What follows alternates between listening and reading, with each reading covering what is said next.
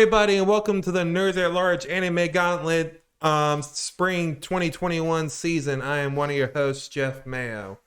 This man right here dancing is Darby Holman, and we also have Alex Boone from across the state.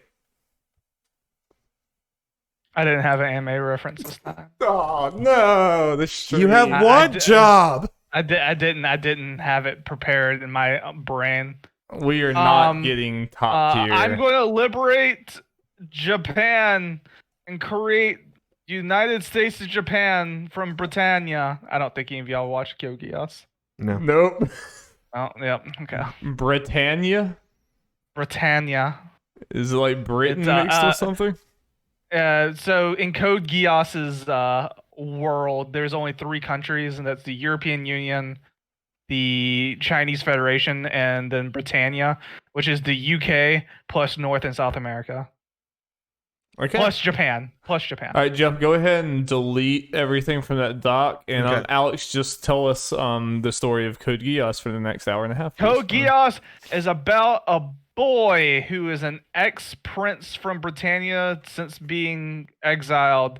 He has like 50 brothers and sisters because his father has like 12 wives or something. Blah. Nice. Who cares? Well, Nice. he decides, because he's living in Japan at this time, to like have a revolution against Britannia.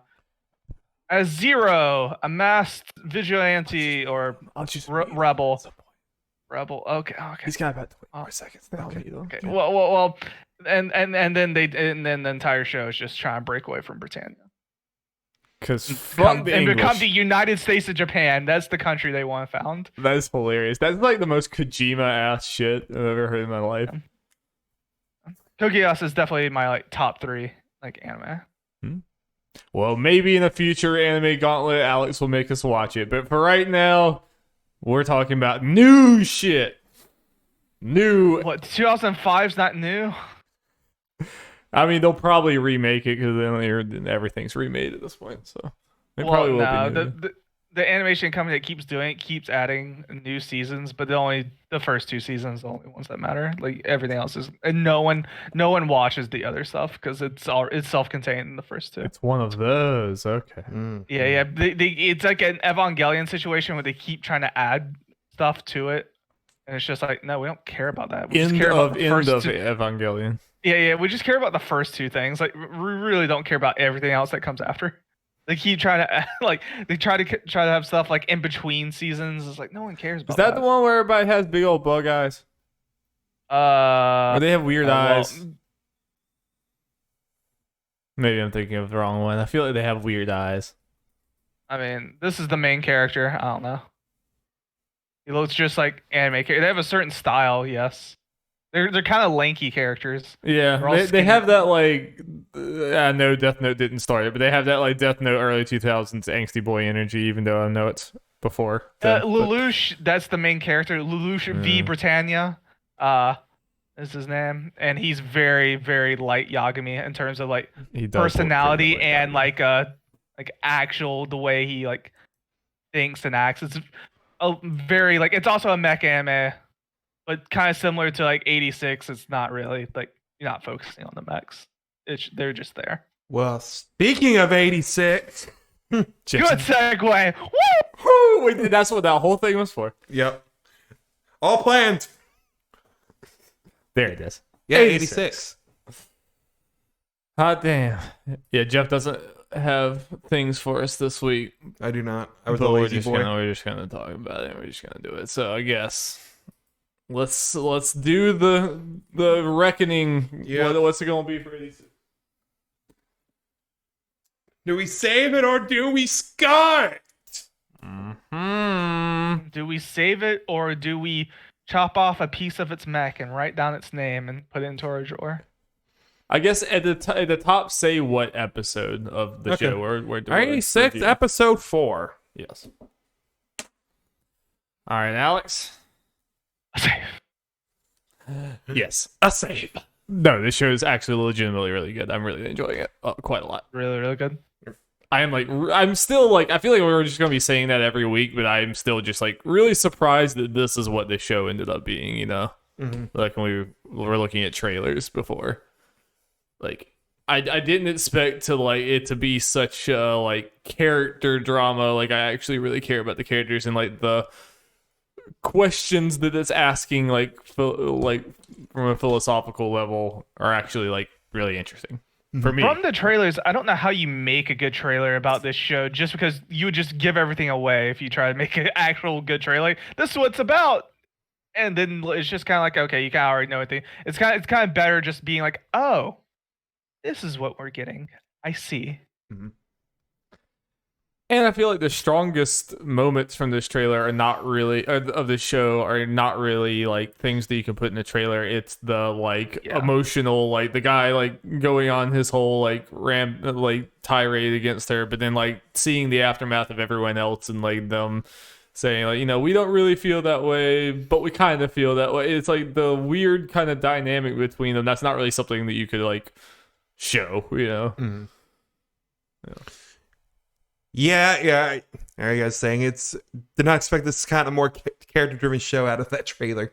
No. Expected it, well, at the very least, more action, which probably only has, I don't know, a little over 5 minutes of screen time between the 4 episodes at this point. Yeah.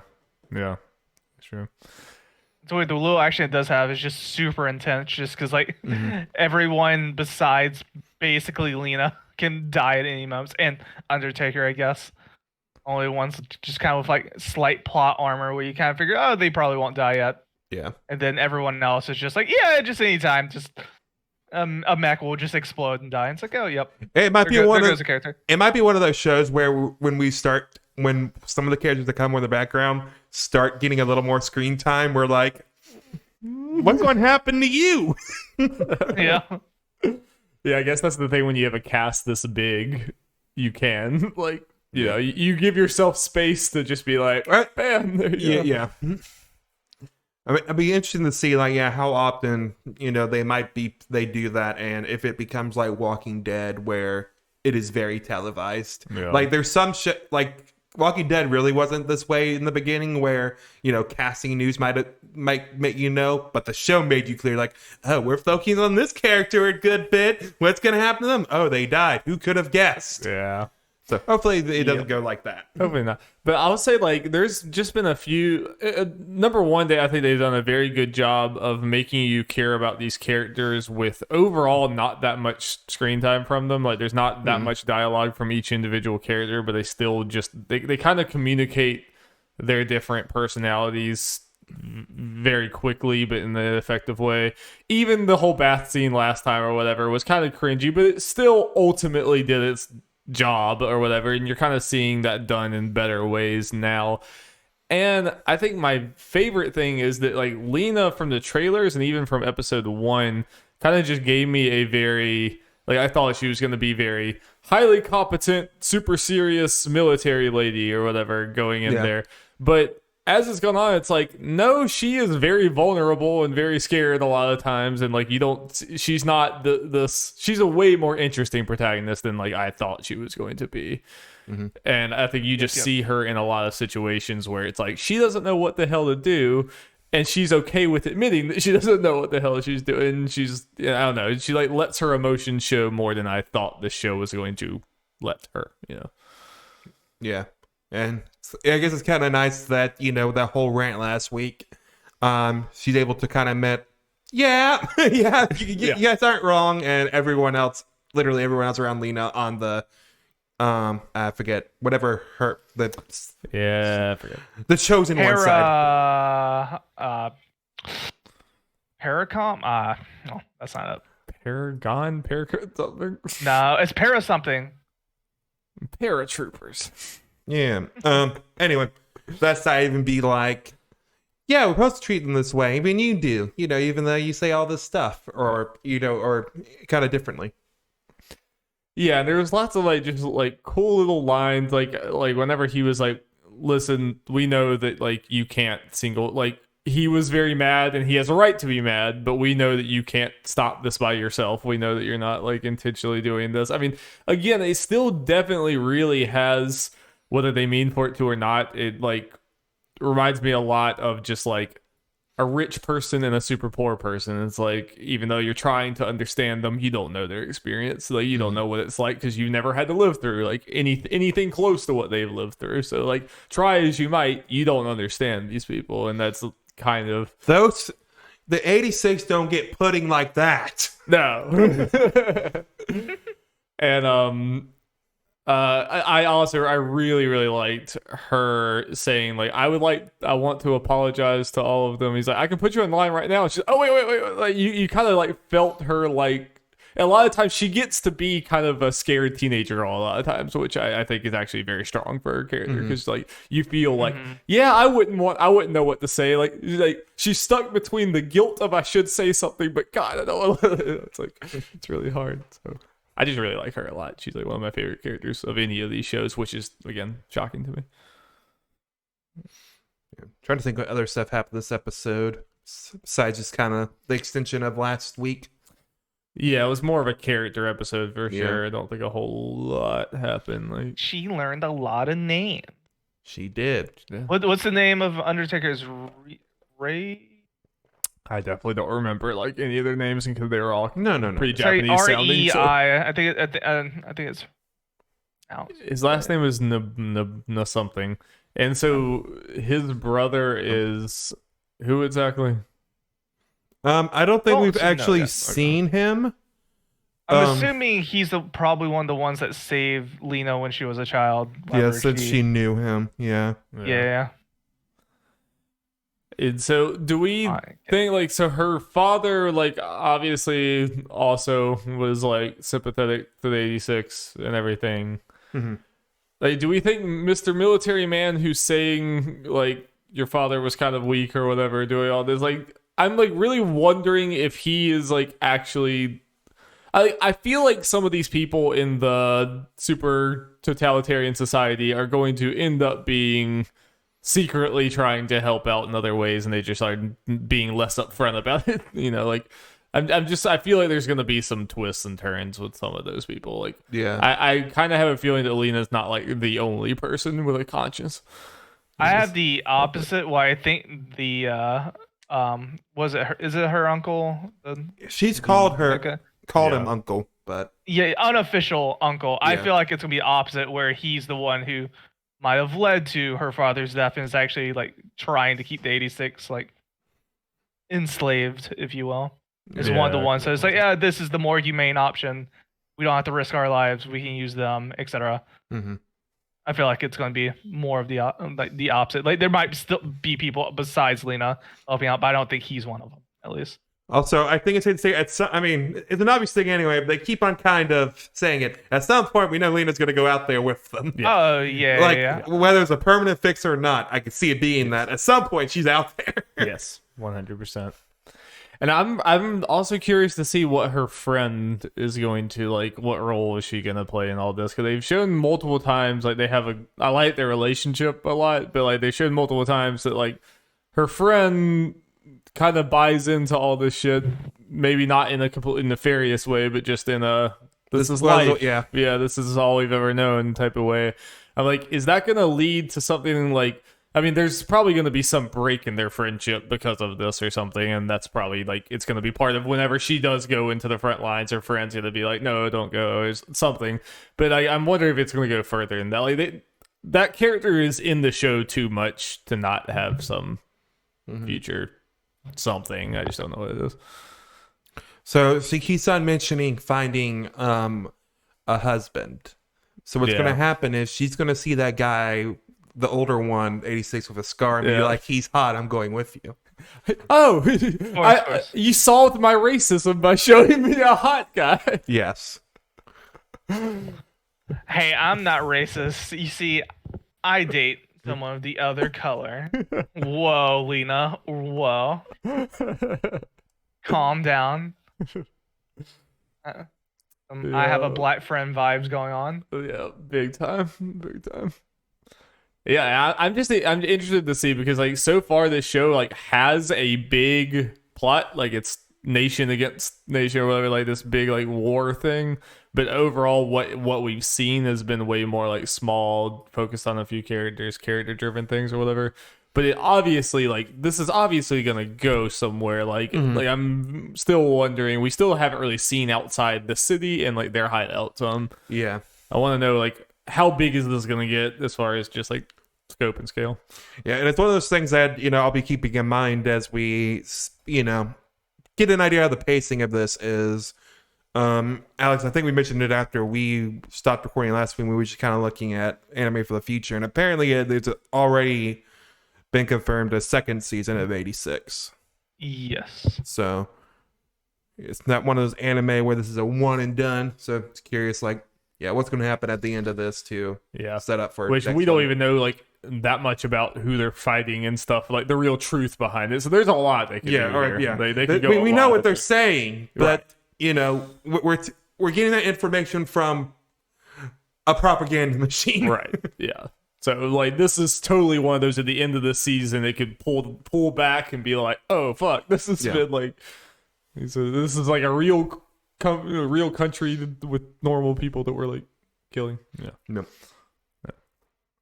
Interesting. I'm interested to see if is like the manga done, or is this something that's gonna I don't know. Not sure.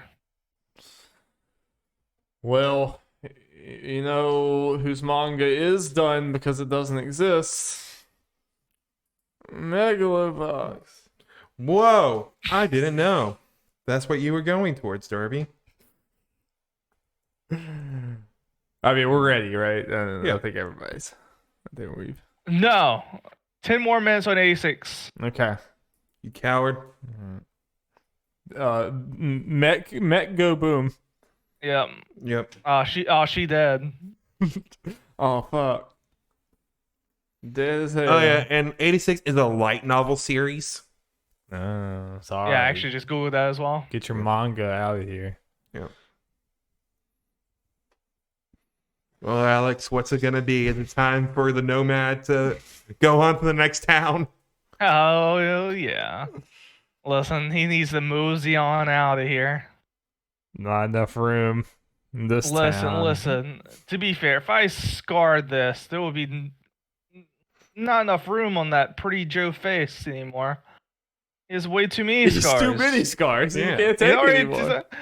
So of course you have to save this boy. True. Of course. Yep. All save. Whoa, who could have guessed? What a surprise. Yes. Alex, what'd you think about what number episode? Episode 5. Alexander. Look at Joe trying to cope with his feelings by not dealing with it. God, who's ever done that before? Am I right? Yeah. By trying just to avoid the situation. So you need to tell us, Alex. No, I'm trying to avoid it. Actually, Okay. Fair.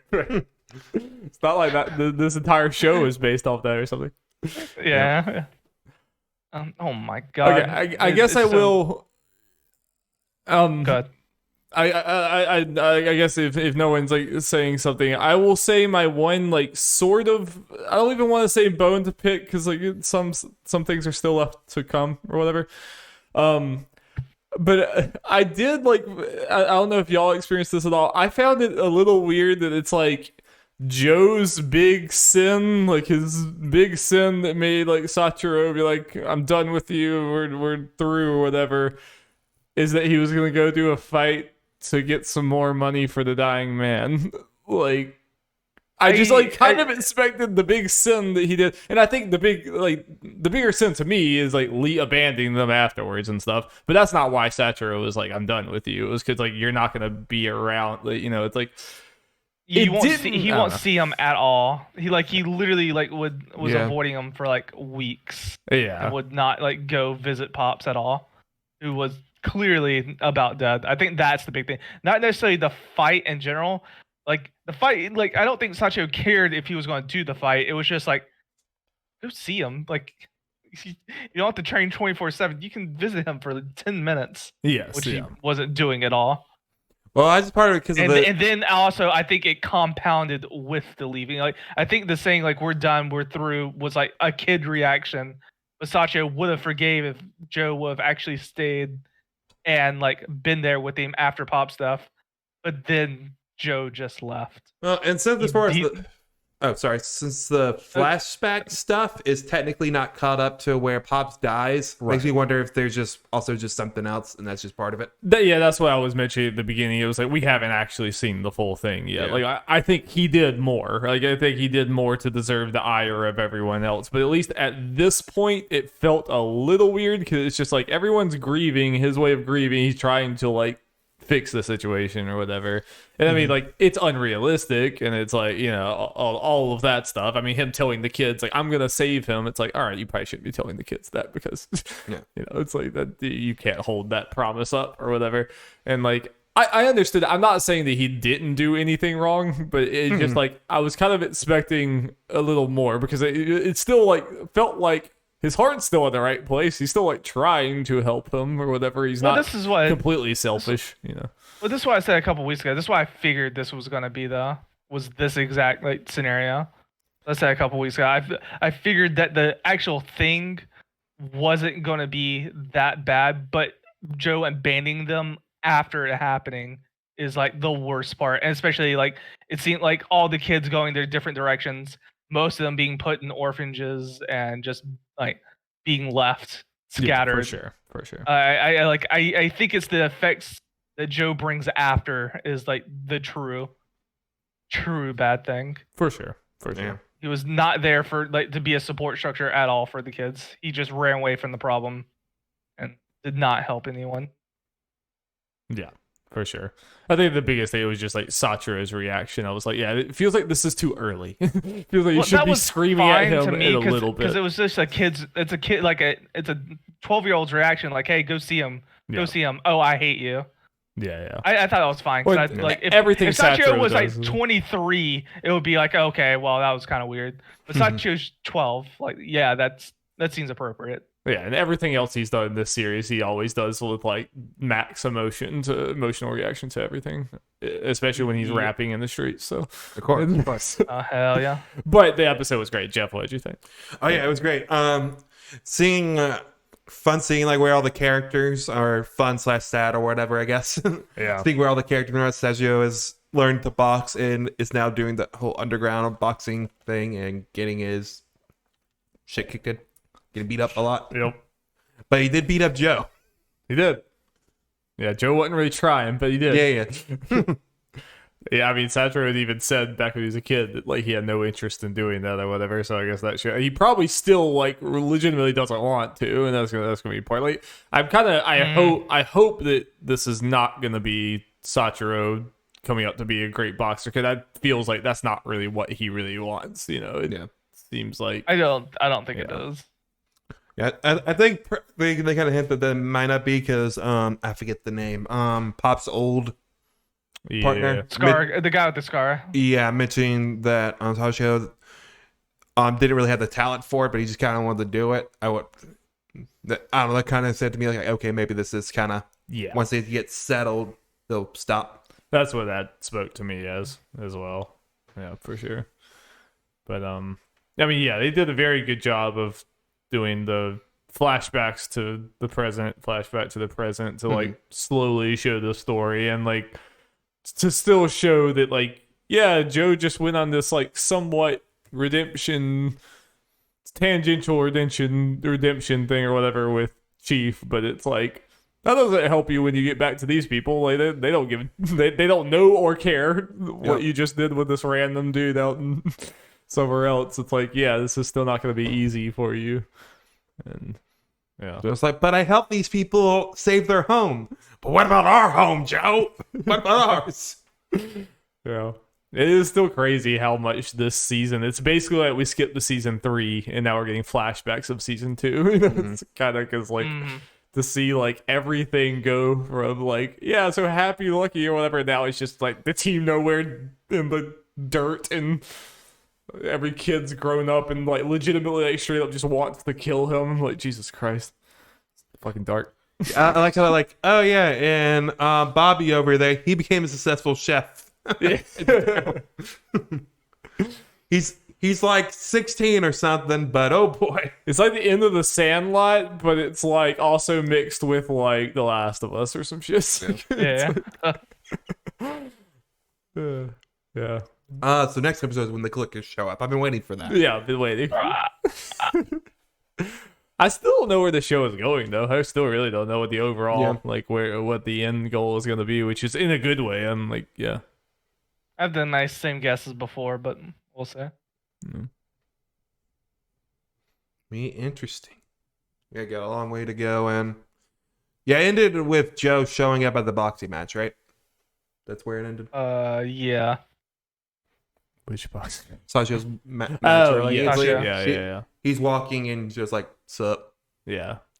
And someone else at the boxing match notices Joe as well. Yeah. Yeah. Well, the guy who from Seinfeld. The guy from Seinfeld, the guy that made Pops take his eye out or whatever. Yeah.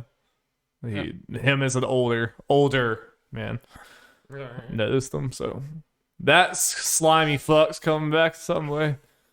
He's out for more eyeballs. I got a taste from last time, kid. I want more. He just comes. He opens his like trench coat and there's just eyeballs all inside of it. He's like, Another to my collection. So, anime reference time, Alex. I don't know if the same thing came to mind. When Dari started talking like that, I thought it was going to be a reveal like he's like Danzo from Naruto. Yeah. This guy who got like a bunch of Sharingan just in his arm. Yeah. He got obsessed with it. Sharingan, you probably know, it's a power that someone has in their eye. A certain like family has that. Yeah. He literally was killing like these people and taking their eyes and just infusing it into his arm. It's pretty metal. Yeah. It's pretty metal. Yeah. Pretty evil dude. Interesting. But are there evil people in Odd Taxi? Yeah. Oh, some. Yeah. Yeah. I suppose they're a little more subtle about it than some of these Megalo Box characters, but there's some fucked up shit. Yeah. And this is episode 5 of the Odd Taxis. Episode is called "Don't Call Me an Idol." You can call me an idol. Okay, you're my idol, Darby. Thank you. Okay, Alex. What are we doing to the cab driver this week? Can we all synchronize? Okay. 3, because the idols, obviously. 3, 2, 1. Say. God, when does our idol career start? Someone will notice this. Someone has to notice this. It's finally, it's our freaking time. God damn, I love this show, guys. That's good. So good. It's just like, the character dynamics are just so fucking good. And I like this is how through this whole thing we're keeping the whole, taxi ride thing going on. And that's just the way the show is. We had a nice experimental break with the last episode, but it is fun to it's just more planting seeds and all that kind of stuff, wondering where the hell we're going. Yep. The one girl planting the phone in his car. As well. Yeah, there's so many little things, and the fact that they'll pull stuff back from previous things. Was seeing Alpaca Lady with the monkey, did that happen in the background in one of the episodes? So we just didn't think anything of it? I think so. Yeah, I think we saw it. Yeah. Because we saw it, and then a couple scenes later, they actually mentioned about the drugs being stolen. Yeah, they figured. I mean, we obviously kind of figured that she was stealing them to begin with, but I didn't even really put it together that the guy, he knows her and everything. That's how he knows her. Well, I figured that's the reason I already knew she was the one stealing the drugs for the most part, because they showed them together. They telegraphed that hard when Gory was kind of talking about it at some point, and he's like, "Yeah, someone taking drugs." Then literally it goes to her. I knew. Definitely knew she was taking the drugs. That part was for sure obvious. But it's cool in the show that it's for the most part, I think are at least close to like having all, or at least all the main characters that they're gonna do stuff with revealed. Porcupine's the only one. Yeah, we're at least close. So now it's like seeing these different dynamics, and it's just like it's so expertly done because there's all these like separate stories that seem like separate, but then like they all like little ways get tied together. And it's cool because I didn't necessarily expect this to be so much of like a mystery show, but like that is the core tenet of the show. I mean, it's kind of a comedy, kind of a like life, slice of life type thing, but also like there's a very like well constructed mystery going on here too. It's like very slowly being unraveled in really cool ways. See, one thing I kind of figured from episode 1, whenever they first showed the idols, and they also like were talking about the idols' ages all being around like 17, 18, and then they mentioned the missing girl who's also a cat and also around that same age. I was wondering if she was tied into the idol group somehow, and then the manager himself like asking for the footage as well kind of confirms it. And when Otokara mentioned dropping off a girl at there, it's like, okay, that's the that's the connection with all this. Yeah. And he said, so who was the guy who said, is that the boss's daughter or something? Was one of them Dobu? Is that the monkey? Mm-hmm. Yeah. Orangutan. Yeah. Because it's like, so what do we know about that exactly? I've kind of forgot what, like, he was on the phone with someone, with his boss or something about. Just trying to find the location of the girl or figuring out anything. But do we know, like, it was his daughter that was taken? It was his classmate's daughter? Or classmate's daughter? Okay. Yep. His boss's classmate who's friends with the Yakuza. Yep. Yeah. And then how just uncomfortable the whole date scene makes me. Yeah. Took out a loan. This man took out 100,000 yen loan. Here, let's do some. I'll do some calculations while y'all talk for a second. Let's see how much money. Well, that's how the episode ended. So that's the show's done good with the last little thing being like a reveal or setup thing. It's like, oh, now sharks are going to be involved. He's going to have to repay the mob or something somehow. It'd be probably more intertwined with what's going on with the missing girl. And this man's life is just so aggressively sad that it makes me uncomfortable. It makes me deeply uncomfortable. That was $1,000 dinner. That was $1,000 dinner. Oh my fucking god. Yep. What the hell? Just to take out a teenager. Yeah. 18-year-old girl. He has to buy a ring too. Yeah, the fact that he was like, in that case, tub as well. In that case, if you want to be surprise married, in that case, I'm like, oh my god, I was just like cringing into my seat. Oh, that's not even how much money I have. The billion yen thing. Odd. It's so weird. Another thing as well. It also said he took out $100,000 yen thing, and it was also like 20% of his like annual like salary. Does this man only make $4,000 a year? What the fuck is the like minimum wage in Japan? Yeah, that sounds, huh? Huh.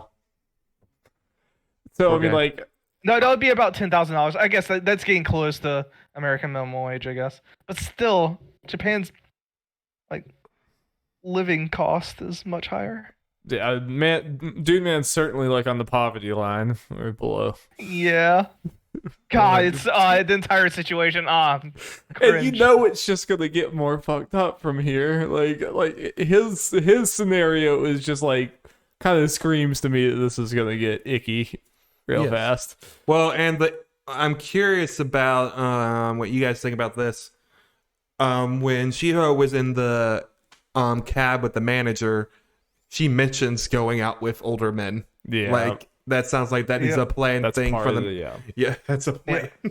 Which I've definitely thought this whole time. Yeah. It's like this guy's getting set up. This guy's getting set up for something. Yeah, and that explains, was it 2 episodes back when they left for the date, the manager just kind of came out and like, was it gotcha, little girl? It's like, yes, you're doing good. You did exactly as we told you. And the fact that the whole time she kind of acts very uninterested, which part of that is just like she's a young girl, but it definitely, yeah. I mean, she's there for 1 or 2 reasons, if not both. 1, because her boss told her to, or 2, because she just wants the money, doesn't care about the actual person. Either way, she doesn't care about social media kid's gonna get himself killed by just trying to go viral. Oh God, I forgot about him. Oh my God. This dude's making fake Batman-esque like vigilante threats. That are clearly he's just trying to go viral. Was actually not attempting to do it. This man's gonna get himself killed by the Yakuza. I forgot about that, dude. Yeah, and that's something else was great on the show. You figured he might just be like a one-time thing where we just kind of see in the background. It's like, oh, he's gonna somehow get intertwined back into the main plot somehow. And stupidity. We didn't get to see like the result of a guy with a gun like following him. That was kind of just like dropped for this episode. Well, I mean, we saw him following him at least. Yeah, I know. We just Yeah, I was wondering like when the black cat idol girl, whatever, put this phone. I was like, okay, wait, why is she doing that? Yeah, and then we saw the thing doing with the GPS. Oh, that's why she was at the car. Okay, like right before she got in the cab. Okay. It's fucking wild. The show is so good. God damn it. It's like it's setting up so many threads, and the way they're doing it is just so well done. Like just with the tiny little things, like there's stuff you can miss it, but then when it's kind of revealed, it's kind of a moment of like, oh, that's what that was, and not like, oh, weird. Well, this is a show I'm gonna tell like Jenny and Wolfie to watch. It's like this is just really good. I saw an interesting fan theory. I wanted to go back and look at it, the episode, the look, but I ended up not doing it. Curious to see you guys' take on it. Maybe kind of throw this aside. When Odokawa was talking to the dog manager, he mentions, who was it? Oh, the Palico cat. Mentioned someone's a Palico cat, and then Palico is the monster hunter. Yeah. Calico. Yeah. Damn it, monster. That's just really damn it, Capcom. Yeah. And then the dog had a weird reaction. So there's some fan theories that the whole animal thing's in Odokawa's head. Oh fuck! Oh my god! Oh my god! So I was trying to think, as he's mentioned animals, I was trying to think, has anyone else mentioned anyone else being a different species? I don't think so. I don't think so. I was trying to think because, like, okay, I felt like maybe someone might have mentioned Nurse Girl being an alpaca, but I think it might have just been Odokawa. Now I want to go back and actually look at the manager's reaction to see, like, was it like really? Was it like you know too much, or was it like a complete confusion thing? Because now that you mentioned that, I feel like no, I don't think anyone's ever addressed the fact that they're in an animal world. It could just be the reaction of being like, oh, it's probably the girl you saw earlier. It's like, oh no, that was a Calico. It's like, oh, it's probably the girl we're looking for. Well, like, maybe he's seen her. I think he mentioned referring to the one that was in the cab. So it's like, no, the one in the cab was the Calico cat. So that wouldn't have been a surprise thing. It's like, maybe. I don't know. It could just be a fan theory thing to look much into, but it makes you think. I don't think she was in the cab at the time, was she? I think it was afterwards. It was after she was dropped off, and the manager was asking him about the. Yeah, because he said like, "Oh, it must have been that one." He said like, "No, she's a Calico cat, or whatever." So she had been in the cab earlier. Yeah. That's what That's what I mean. Like he was surprised, thinking he's like, "Oh, maybe he did see the other cat." Yeah. Cat, not necessarily like Calico. Yeah, there's a very good chance it's not this crazy, but there's definitely more to Odokawa than is being let on. Yeah, and it kind of makes you think because, he has definitely multiple times mentioned animal species, but the fact that he might be the only one might be a sign. Again, there might be someone else who did, and I'm just like the people that I saw talking about that, and we just can't remember it. And then this next episode, we might hear someone mentioning it, like, okay. But also, it's like, what if his therapist, his actual last name is just Greeky. But then Odokawa just like imagines him as a gorilla just because of that, because he's fucking crazy. Like I could have. Yeah, I bring this up, so I really hope it's not something like even during this episode, someone mentions someone being a cat or something. Yeah, I mean, I'm not gonna be disappointed if this doesn't happen, but that is a very interesting fan theory. Yeah. There's definitely more, and like the fact that he's talking to someone in his house saying, "I'm not making you stay here. You can leave anytime you want." Like, what is that? Because there is a missing girl, and it seems too obvious for that to be that. But it's something, you know. They're obviously hinting at like Odokawa is like there's something going on that you don't quite completely understand. And he's just such an interesting character because he's such a brick wall, like where he won't let on what he's thinking, but he definitely has a personality, and they've like found a way to let that shine, even though it's not like you can tell that it bothered him that he found out Alpaca Lady was doing all this stuff or whatever, even though he never said it, and like his facial expression very rarely changes, but you can still kind of tell almost by why he doesn't say it. They just like the writing is just like really, really good. Yeah. Yes. I agree. So I'm I'm trying to remember. Where's the last time we saw Otakara in this last episode? I'm trying to remember. You just get done talking with the monkey. Yeah, and like, timeline wise, the guy like with the gun being dropped off, do we know like are these things being told out of order? Could that happen like halfway through the episode, didn't it? Where like he got dropped off in the cat taxi. No, because the GPS started moving again because he started heading towards the doctor and then towards there we go. Yeah, orangutan. Yeah. The mobster. All right. Because I think the last thing I actually seen in that episode is the monkey on the date, right? Yeah. Yeah, the very last shot is definitely the loan. I just don't remember what the call was last scene. Oh yeah, I like how for Tanaka's cab driver, he's like, I've always wanted to here, follow that cab. He was very excited about the whole thing, ignoring the crazy look on the guy's face. Yeah, freaking guy with a gun. You just want me to follow this cab? Will do, son. That's not like a weird request at all. This is the most excitement I've had in years. Also, I do have I've been kind of looking at it, the summary thing on Wikipedia. Interesting thing, the manga actually started just like just this past January. Gosh, it's super now. I wonder. It might be one of those things they're purposely playing on, just like maybe passing the manga and then just keep going. Probably being written by the same people. Mm-hmm. If they're starting it like this, it sounds like they probably like just with how storyboarding, animation, etc. works. Yeah, it has the manga and television series being written by the same person, which makes sense. Yeah. As I said, the anime and all the stuff got storyboarded before the manga, so the anime technically is still like the original, even though it came out later, because it takes longer for the anime to be produced. Mm-hmm. Yeah, I'm hoping Odd Taxi. I mean, it could definitely work, but I'm hoping it's a one season thing with just a very cool story that has an ending. That's what I'm hoping for. But I could see it being either or. I can see it having maybe like this being a contained story, and maybe if the guy wants to continue, there being stuff after. But the sequel is going to be Weird Bus. Yeah. He gets an upgrade. No, he's going to Uber. Super Uber. Wacky Uber. Wacky Uber. Well, let's talk about the wacky hijinks in Shadow House. But I land it. But I land it. But I land it. But I land it. I get this ending theme stuck in my head a lot. It's really good. I think the ending. This show has my favorite ending. And like whatever outro. Yeah. Same. This is definitely my favorite outro. Yeah. That song just like slaps. And the way to do the little like click thing, like with the little pieces of the thing, it's like, yeah, it's really good. I spent all that time erasing just to write the same thing. Yeah, I was thinking of like, wait, you gave it away. Okay, Alex. Well, I'm going to E has. Okay.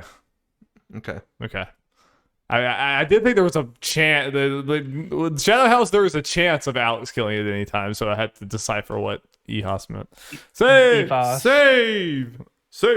Save. No. Listen. Shadow House will only get the scar if at one point the small details they're giving us become boring.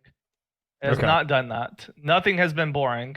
It's just been slowly giving it to us, but it's one of those things. It's going so slowly that like it can only be like 1 or 2 episodes that are really bad that like turn it for me. But as of right now, everything's been good. Everything's been real good. It's just the slow drip. I'm taking it in, hydrating off of it. Yeah, it's one of those things where, like I was mentioning with 86, as part of knowing he's getting a second season and all that kind of stuff. Shadow House is a manga that I believe is still ongoing, so it's like, okay. Yep. So that does actually influence like how I go in thinking of like pacing and stuff. Whether the pacing of Shadow House does, like, it already knew it was probably going to get a second season just by how it's like going. I figured these 12 episodes will probably be up to the debut. Well, I guess with that said, I don't know if you saw, Alex, the title of the next episode is, and it says at the end of the episode, the debut. Yep. Okay. That's where I'm like, even if, like Dari was mentioning, if Alex wanted to scar it for whatever reason, we're like, well, at least, and I get what you're saying, Alex, like, if they keep on doing this, it gets boring, definitely, but looks like we're definitely getting some answers probably next episode with that title. So listen, it can keep going as long as it's not like the answer, like the drip feeding is not boring. Yeah. Like I they can drip feed me for 100 episodes. I'm fine as long as the drip feeding's interesting, and it has been. And I do think it is slowly picking up. Like I would understand if someone like fell off of this. I could see a lot of people saying like it is good, but I could see especially with some people being like, okay, I'm gonna stop week to week, but once this ends, I'll do it so I can watch it all at once. Yeah, this is probably the one out of all of them that feels the worst week to week. Potentially, just because of or at the very least, like it's still good, but it kind of hurts it as far as yeah. This one definitely would be like in a straight binge fest would be like so good. Yes, I really like still the vibes of this, and I think the characters are getting more and more well written. Like it just seems so surface level at the beginning, but I do think like bit by bit, like you have, like even the 2 dolls that she's with this whole time or whatever that like seem kind of bland at first. Like I ended up like really caring about those and liking them. And I mean, not that it's a surprise at all at this point, but we talked before about how these dolls are definitely humans. That boy has bad eyesight. That's not a doll. That is a human boy that has bad eyesight. Who can't wear glasses because his Shadow Master doesn't, and he sees face. Yep. That is a human boy. Yeah. And tried to kill him with arrows. Like they straight up about that. And I try to remember, have we seen faceless dolls before? Or was that or saw something? Well, we've seen their hands. We haven't seen that's right. Yeah. But and it's like, okay, what's with that shit? It's like, are those dolls dolls that failed their debut? Probably. And like, what does that mean exactly? Yeah. Maybe it could even be dolls that like something happened to their Shadow Master, so it's like there's no place for a doll with like no Shadow Master, so they get. Well, I'm also still wondering if these dolls are humans, which I think we are all in agreement that they are. What exactly? Then what are the shadows? Because they're pollution. Copies. They're completely copies of each other. Like they look exactly the same. So if these are real people, did the real people come first, and then the shadow people came, or whatever, based off of them, or like how did this work exactly? Nah, they're pollution. Little warning. Yeah.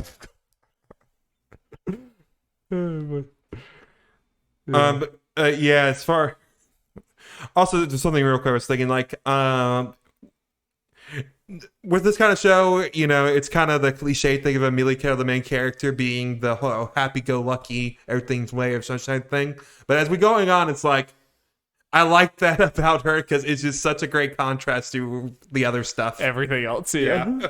Even if everyone else is kind of happy to it, just her particular brand of it, I think it's nice so far in the show. But she's happy-go-lucky, sunshine, cute anime girl, but she's smart. Mm-hmm. She's not an idiot, she's having to learn all this or whatever. And it's like I know she doesn't know a lot. She seems like not smart in some ways or whatever, but she is like learning this and like learning how to like adapt through all this or whatever. And like that is kind of a key point that like takes her from could be annoying to like someone I actually want to root for, because like you kind of see that growth, like I could see by the end that she's not going to just like kind of put up with things. Like not that she's going to be crazy badass whipping around or anything, but like she actually, what I'm trying to say? Like, she's like,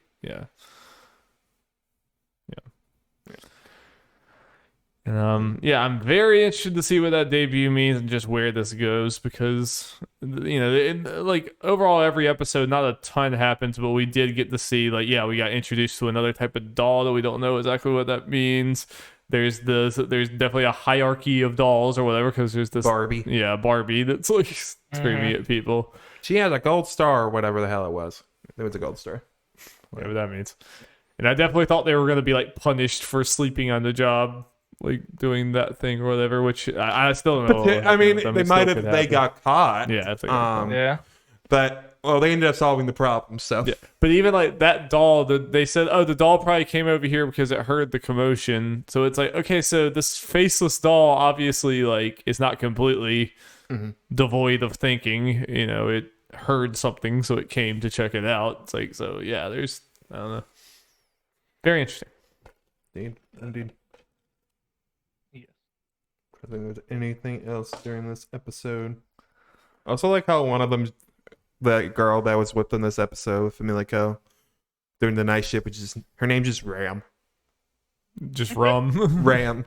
Or wait, I thought it was Rum. It is RUM. Yeah. Rum. Wait, why is it written as Ram in here? Get your shit together, Wikipedia. Yeah, it's Rum. Yeah.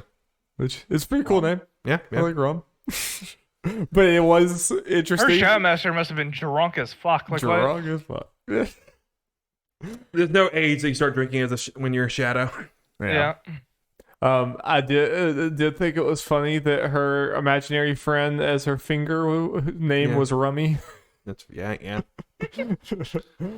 didn't notice that. Yeah, when she was like talking to her finger or whatever, she was like, "Hey, what do you think, Rummy?" Yeah, it's really funny. Yeah. It's like if Jeff every night he just lays down, he's like, "Hey, Jeffy," like talking to his index finger. How did you know? Got Jeffy, Joffrey, and Jeffrey. Oh God, I hope your finger's not Joffrey. Yeah, it just kills the other fingers.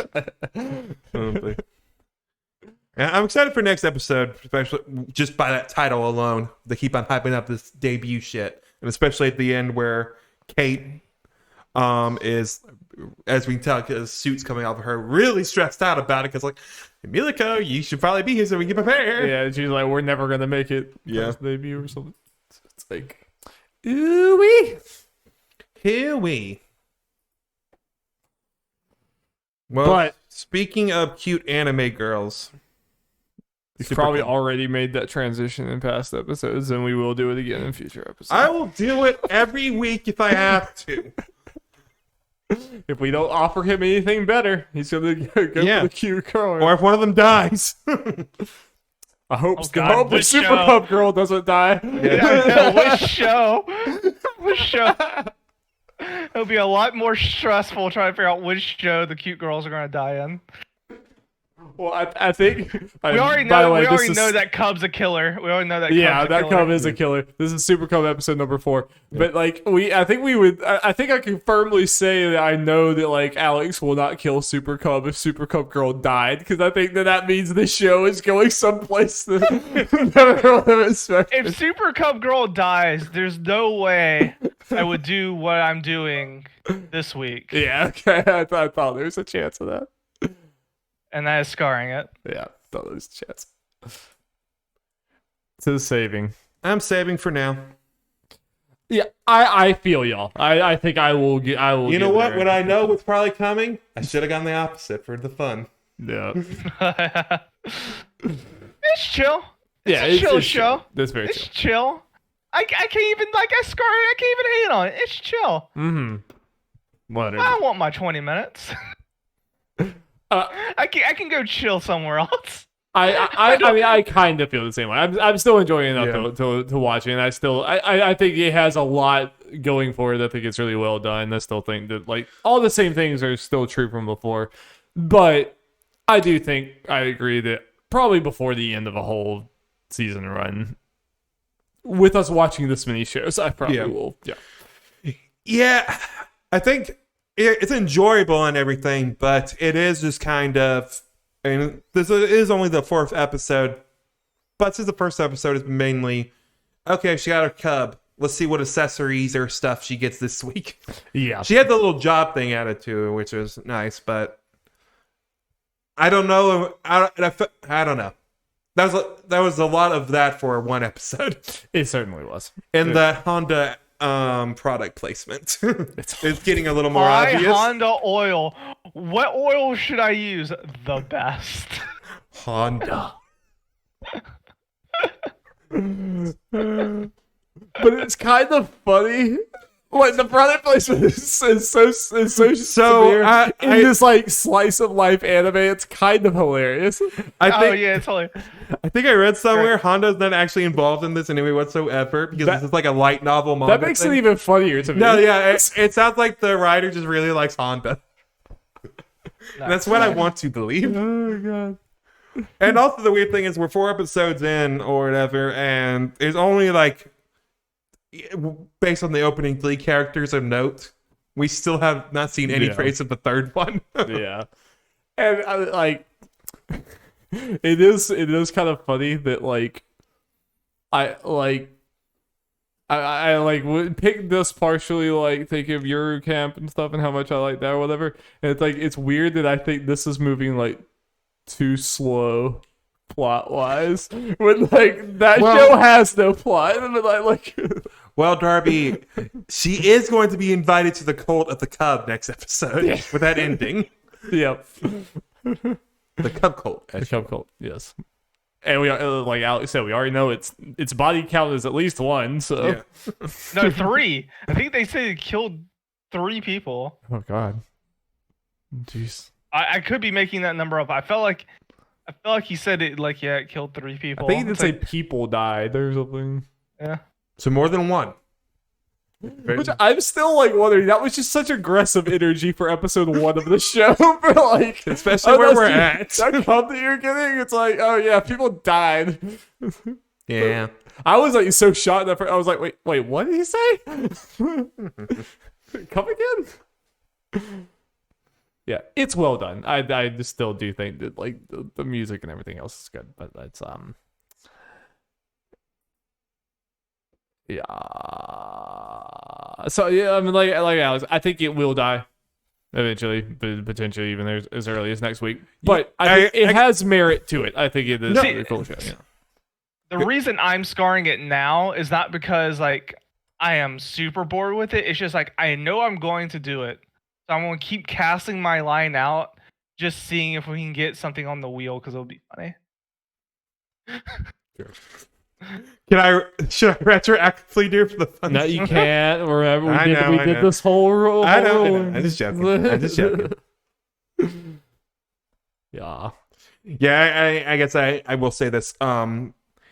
If nothing crazy happens, it'll probably be next week for me. Yeah, I can see them. Yeah, I'm not mad about that.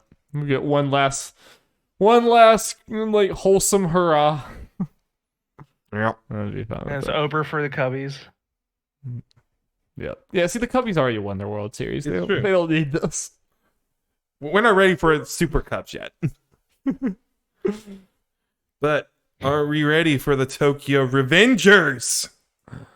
Coming to a baseball park near you. Tokyo Revengeance.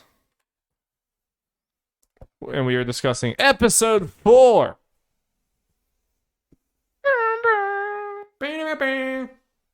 Yeah, when he went back in time and found the air horn. That's when everything changed. Everything changed. They didn't have air horns in 2005. No. He invented them. Now he's a millionaire. Wait, why hasn't he talked about lottery related? I guess he's still in middle school. Yeah, he's not doing this right. Come on, dude. Yeah, he hasn't even joked or mentioned it. You're a bad time traveler. Okay, Alex. God, come on. Save. Kill. Same as last week. Understandable. But y'all start first. Bring the happiness first. Go ahead, Alex.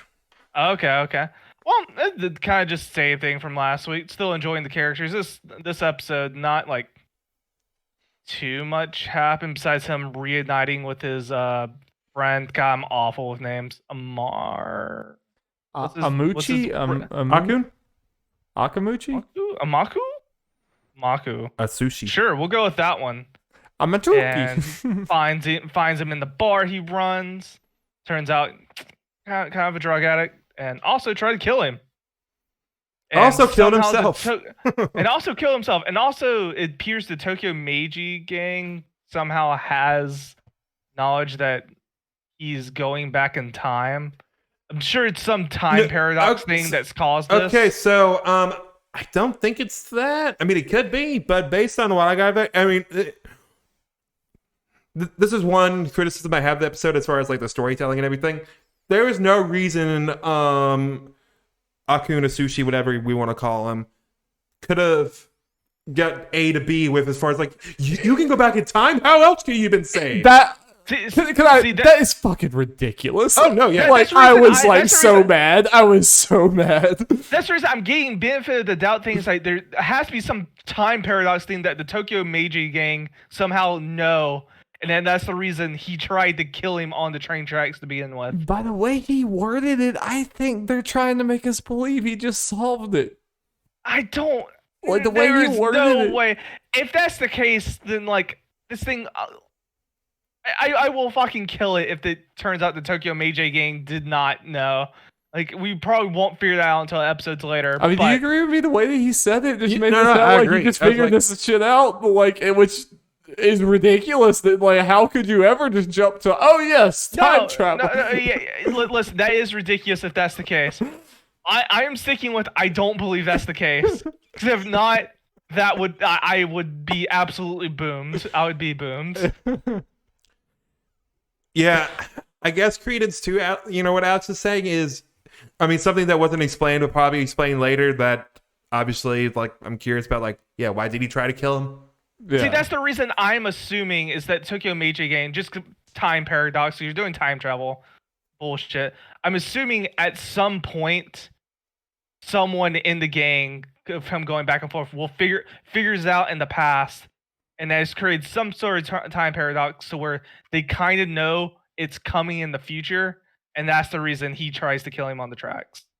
Which it's really weird is because apparently he was in jail before this, though. Yeah, so who pushed him the first time? Yeah, that's something else. Alex potentially like going with that is but based on what they said for the guy in the original timeline, he couldn't have done it.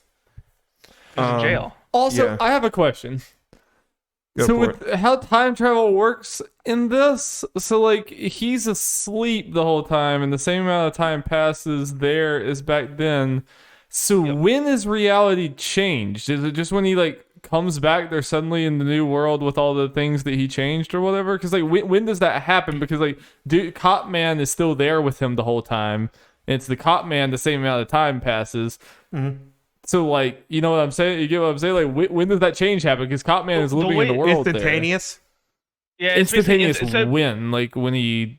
As soon as he comes back. So apparently the way they explain it, since the Cop Man is basically intertwined in it now, since he's like, I guess the catalyst to start the like time travel, which I will admit that's stupid, whatever. Yeah, but it's dumb. Him being the catalyst apparently also makes him kind of null to the effects whenever he comes back.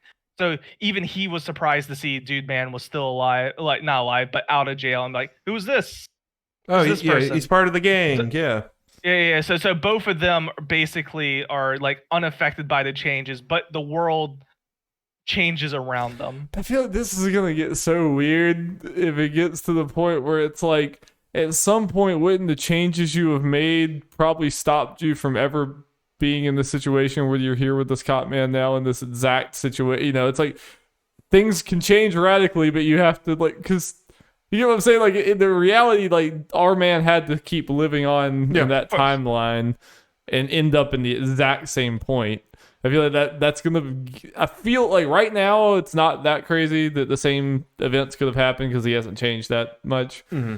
But like in the future when things get really crazy, like I feel like that could get weird. You know, it's like definitely, and that might happen, but because it's still I'm only episode 4, that will happen. and this is still a long-running manga. It is, yeah. I just like feel like they're very loose with their like time travel logic. So the thing is that always kind of puzzles me, and just one of those things to where I just kind of forget about it. Is because he's going back and forth, and he only can really controls it when he is there. What happens to the him in between? Yeah, that's what I mean. That's part of what I mean. No, I mean like the more the in between of like when he originally went back in the past, and you know he left, and then he went back. The kid version of him. Like, is that kid on autopilot? These memories. Yeah. You're talking about like whenever he goes back to the future. Like when adult him goes back to the future. What does he remember? Yeah. What is that's part of what I mean. Is like, how would you not fuck something up like way more than he has at this point? Because like you are an adult you for a while, but then like like kind of what you're saying. Then who the fuck is he when he leaves? Does suddenly kid him wakes up? It's like, what happened the last week? Like, what did I do the last week of my life? To be fair, there's no rigid way to do time travel, because the more rigid you make it, the more like, I don't know, almost boring you can make it. I kind of like a loose translation of time travel. Yes, this one does seem a little like recklessly loose. like I don't know, potentially. It's still early on to actually even know the real rules of the time travel to like fully understand it. It's not like Steins Gate. I thought Steins Gate had a pretty rigid way, but was actually kind of like explained it in the first 12 episodes. And that's basically what they had to do in Steins Gate. Like, use the first 12 episodes to explain time travel and then have the show. Yeah, I mean, and I'm not trying to like I can get into time travel things when you just have to kind of like turn your brain off for part of it. And I think that like just fun time travel can be part. Like Steins Gate is more like, for lack of a better word, like highbrow, like sophisticated time travel. Like that is like trying to be like, it takes stuff a little more sciencey time travel, and that's great too. And but also just like fun time travel can definitely be there too.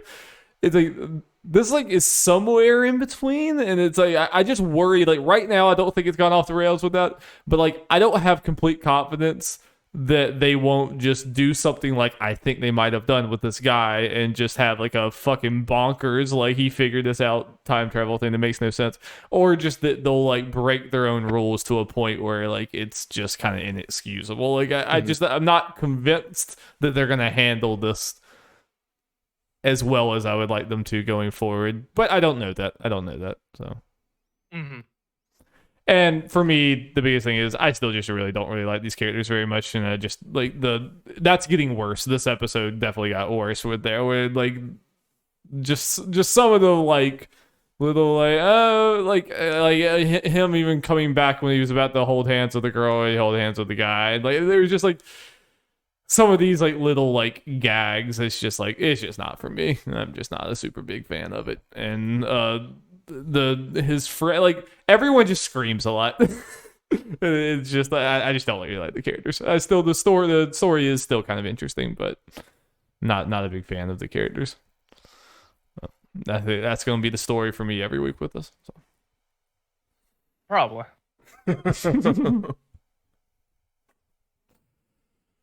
Yeah, wait until one of us changes our mind or decides to have mercy on your soul. Or just this first season of Anime Gauntlet ends and then or that. Move on. Well, let's see, Dari, how you feel about the characters of To Your Eternity?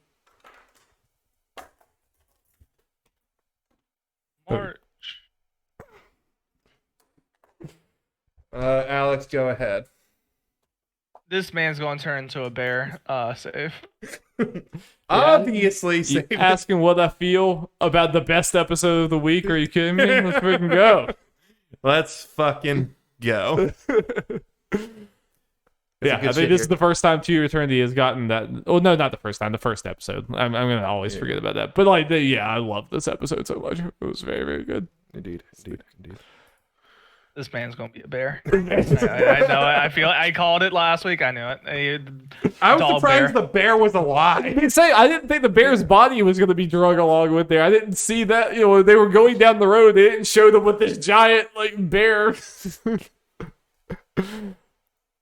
Yes, I was surprised that the bear was even there. If he turned into a bear, I thought it would have had to have been because of his battle, and I was like, I don't think that's how this works. And it's Bear just passed away. Dog come bear. Bear going to destroy castle. Oh, I'm with you now. Yeah, I'm right there with you now. Yep. The fact that bear is a going concern. Mm-hmm. But I think there were so many strong things in this episode from the sissy. I don't know her real name. Perona. Interesting. I'm gonna forget that again. But Perona, learning that what she went through as a kid, basically the same thing, almost being hidden away. Yeah, why she felt so strongly about not wanting March to do. It's no, not again. Yeah. Fuck this old school shit. Yep. Which I appreciate. Yeah, her motivation for that, learning more that this whole thing is bullshit, as we knew it was. Yep. And I also just like the beginning to love going into this is kind of a more of a not modern but closer to modern. It's this is it all past stuff.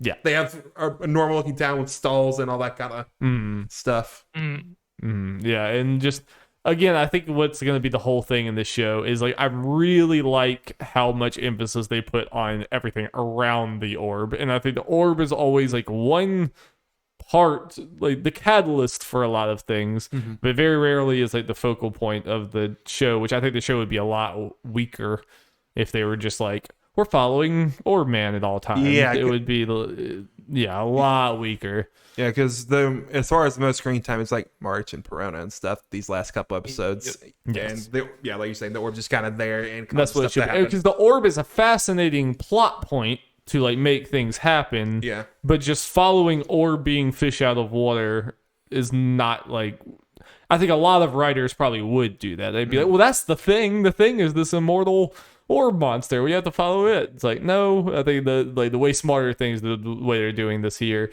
And to have things I thought Perona scaling the side of the thing, doing all that, that was really cool. And it's good that this show that just had a shape-shifting orb wolf monster fight a giant bear god last episode, but I was hyped about a teenage girl scaling a wall. It's that's good. It's good that they were able to keep that get me to care about some of the actiony parts of this, even though it feels smaller. It's just I just really, really love the way these episodes are paced and done. Also, I think it's just something I'll probably say a lot throughout this, as long as she's in it. I think it says something about this show because since March is such a big character, when these little kids and this stuff, a lot of times they just make him very annoying when it's just the one kid. But come on, we all love March. Can't help but love the girl.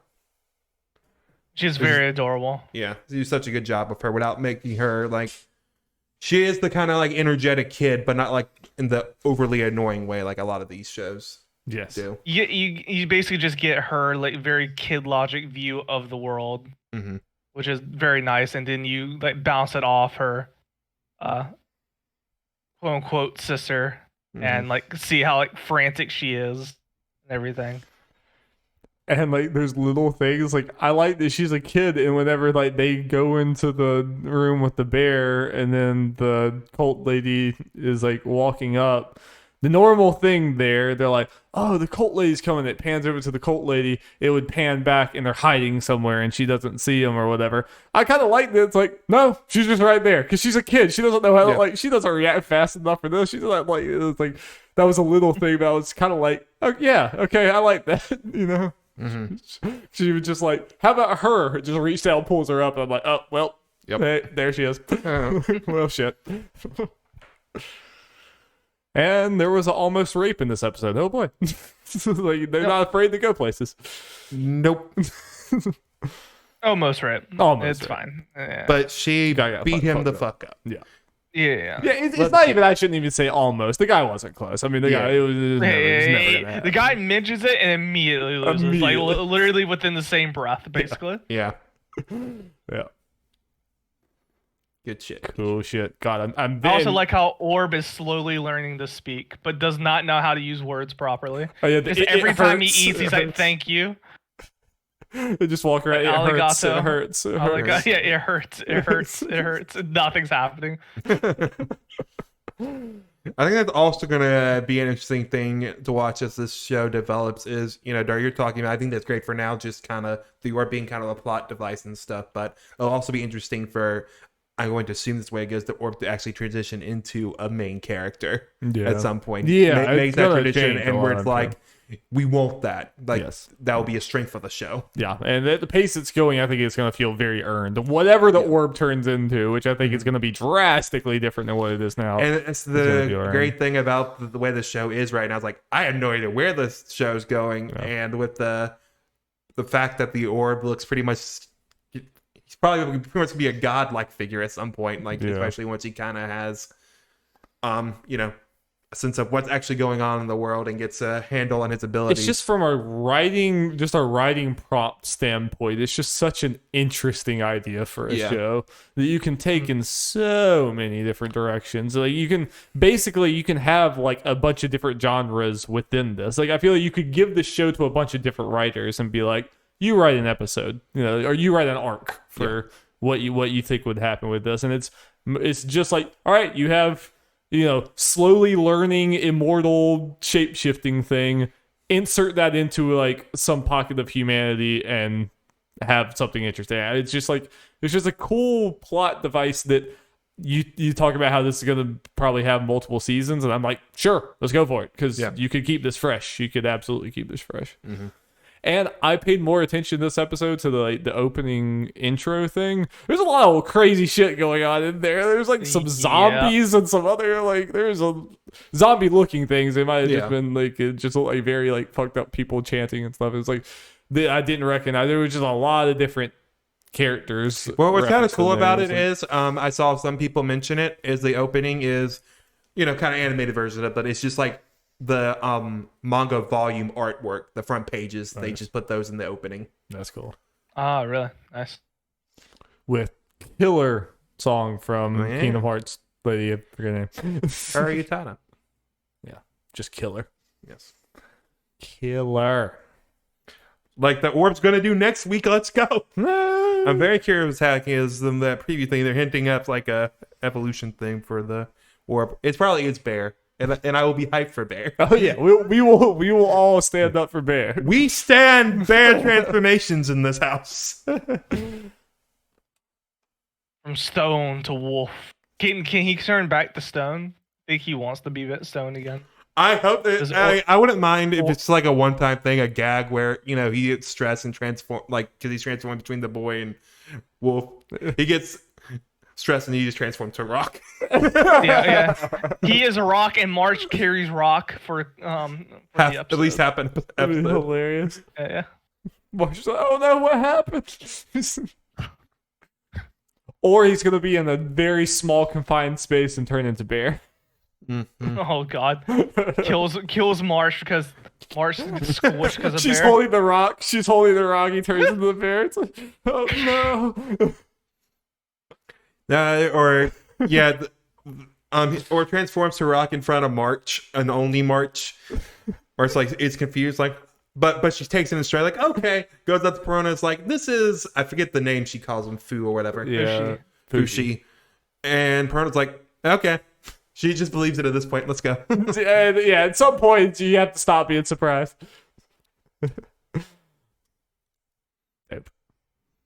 All right. We will end this with Vivy Fluorite's Eye Song episode 6. Alex, how does it feel we didn't have to watch Joran? Oh my god. He said we'll end this, and I'm like, oh yeah, that's right. there's Jordan. The funny thing about Jordan, just real quick, why we I didn't watch it, but I did see. I follow Crunchyroll, so I see a lot of times when shows go up, they say whatever show episode whatever is up, and posts a picture from the episode. It shows Yuki alive, just sitting there. I'm like, oh, good job. I mean, not that I'm surprised, but Could be a flashback. Me and Jeff did, like, I think it can be optional, but me and Jeff did say that we should, at the very last week of this Anime Gauntlet, just watch the last episode of Jorin just to see where it ended up. yeah. I would kind of be down with that. Don't watch anything until then. Just watch the last episode. I'm down. All right, Alex. I'm still scarring it just because we're still in the same arc and nothing really changed. Same.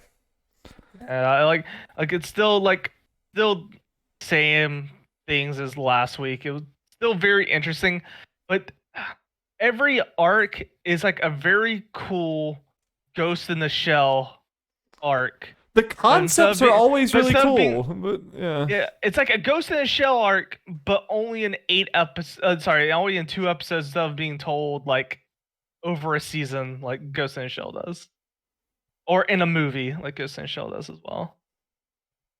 It's just, it's very Ghost in the Shell, very pretty. It's just the pacing's not there. Well, I saved it. Not that it matters. Yeah, I kind of agree in ways with Alex. It's like I think the ideas of the show are actually pretty cool. I just wish I enjoyed watching it more than I do. Mm-hmm. It's like there's multiple times on paper I'm like there's cool things happening, and I'm even like I like the for lack of a better word, Monster of the Week, or kind of like just pulpy serialized like type shows where it's like every episode is like a different mini thing, almost like a Cowboy Bebop type thing, where it's like there is an overarching thing, but also every episode is its own standalone like mini story, and that's 100% what they're going for here. But like, I think the first few episodes, I think they were like it was hitting more for me in that way. But now, as it's gone on and maybe things have gotten more complicated, I'm starting to agree with Alex that it feels like none of these concepts are given enough time to breathe.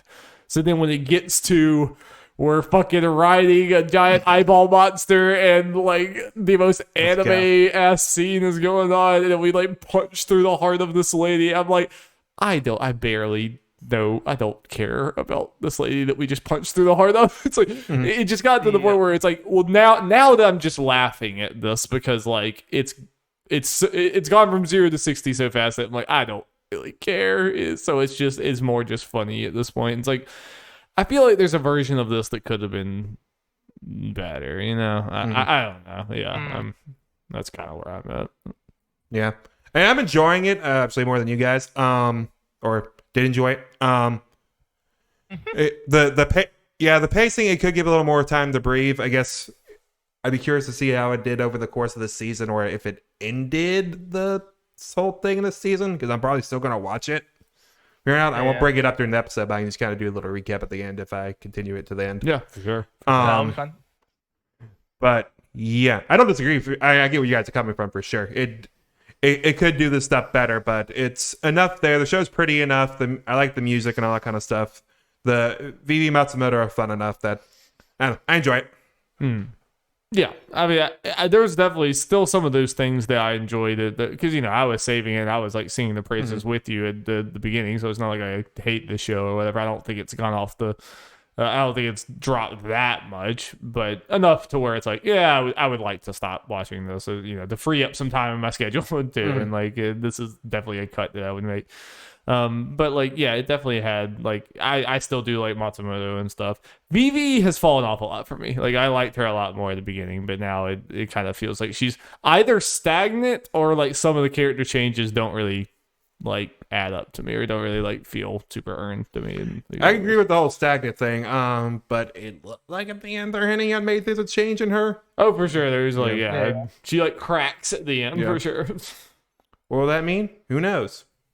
I'll let you guys know later. We won't know. I'll let you guys know later. Yeah, I might ask you, but yeah. We won't know. But that's fine. They also really love that theme song. Yeah, the lyrics make no. Thank you for my pleasure. No, it's the first. As you like my pleasure. Yeah. The first line doesn't make too much sense. Other than that, like, well, it just everything about the actual lyrics in there that they sing in English is like the screams. This is a Japanese written song. They decided to throw a couple English lyrics in there. Those never make sense. I think this was last episode. I do like how they blended the opening scene to the theme song. That was really cool. That was actually really good. The entire animation and Sagia of this show is really good. Really good. They do some really pretty show. They do some very cool transition and animation stuff in here for sure. There's some, and then there's also some very jarring cuts sometimes where it's just like scene, boom, scene. It's like I liked it that first. I kind of liked it that first time when they cut forward, but then there's definitely been some times after that where I'm like, okay, wait, what the fuck's going on? We're just kind of like, who are you? Yeah, and there's just kind of too many characters for the short amount of time that they're in it, and like for everything that happens, it just doesn't. Yeah, it's weird. This dude man is also the worst terrorist alive. He has tried 3 different terrorist attacks over the course of 20 years, and all of them have been foiled by Idol. You need to get better. I don't understand how she goes back and still just has a nice normal music career. How does no one just take her down in the meantime? She's been involved in every major event that's ever happened in this freaking country. Because then she gets it's not like she's incognito in the meantime, living low or whatever. No, she's a very popular musician. It's who's the one that keeps thwarting? Oh, it's her right there on stage. It's only the terrorist knows, and he's like, only during my terrorist attacks can I kill you. Basically. I know where you work. Hey guys, I know who you are, but... Is it a waste of resources, guys, to attack the one thing stopping us? Do you think? The one thing... The person or the AI that's there, all are stopped... Imagine how confused the news would be. It's full-scale military attack on a diva of diva at a concert. One AI singing bot. One AI programmed to sing for your pleasure. But he's no, we can't attack her now. The show's not taking place in this time. We have to wait for the show to flash to us. Not around. Yeah, he's not here. Matsumoto's asleep right now. The cameras aren't rolling right now. We can't attack her. Yeah. So that was the only thing to get 2 kills. So Vivy had to say, and maybe the last chance for probably the last chance for Leo, unless y'all turn on Tokyo Revengers. Yeah. Maybe the plot really is as stupid as it seems, and then maybe someone will turn. I'm holding out hope that the Tokyo Meiji gang just know he's going back in time. If the one dude just figured it out just based on one conversation from 12 years ago, yeah, I'm a little upset. I'm concerned. I'll just say that. I'm concerned. Well, thank you guys so much for watching Anime Gauntlet episode 4. Make sure you tune in next week for the next one. We've got it down to 7 shows now? Yep. All right. But we got quite a good 7, so feels good. Yep. All righty. Peace. Bye.